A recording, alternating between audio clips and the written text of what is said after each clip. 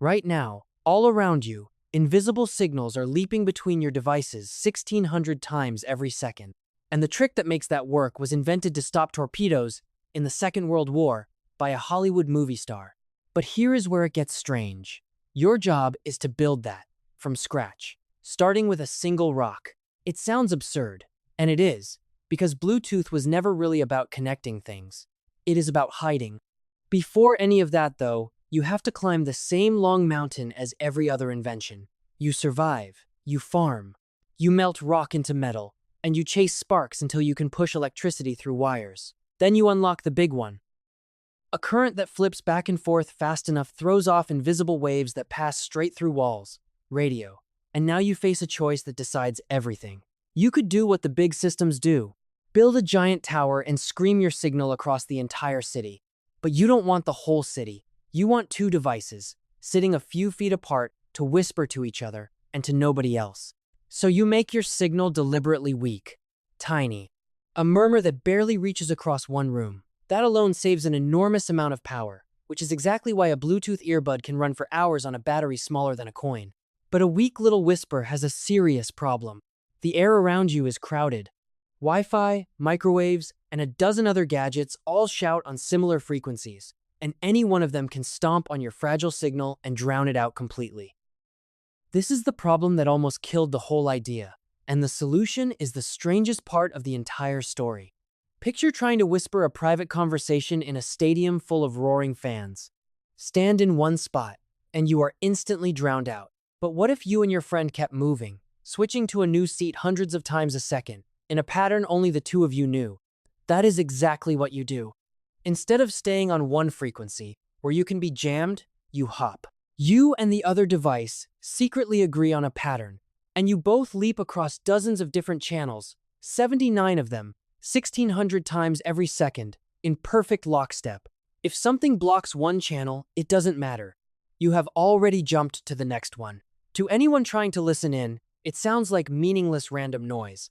Only the two devices know the dance. It is called frequency hopping, and here is the part that nobody believes.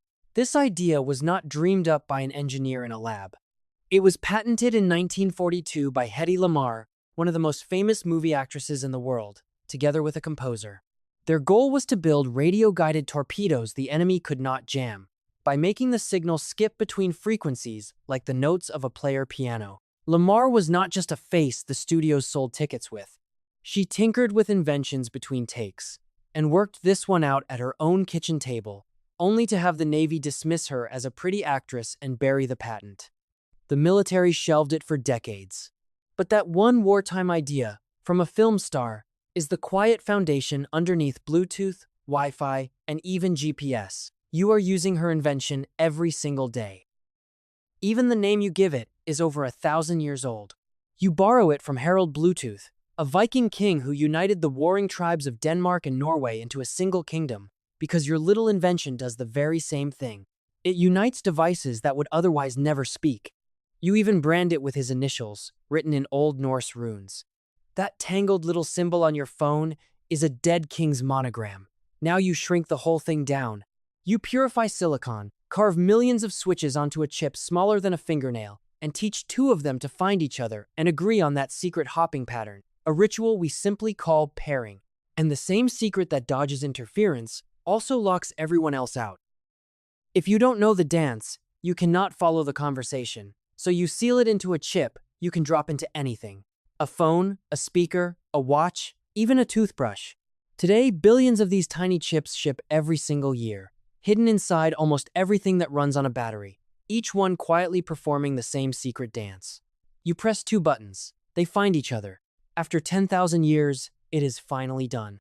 And here is the strange truth. You did not build a better cable, you built a secret. Two machines, agreeing on a rhythm of invisible jumps faster than you can blink, whispering so quietly that the rest of the world hears nothing but noise.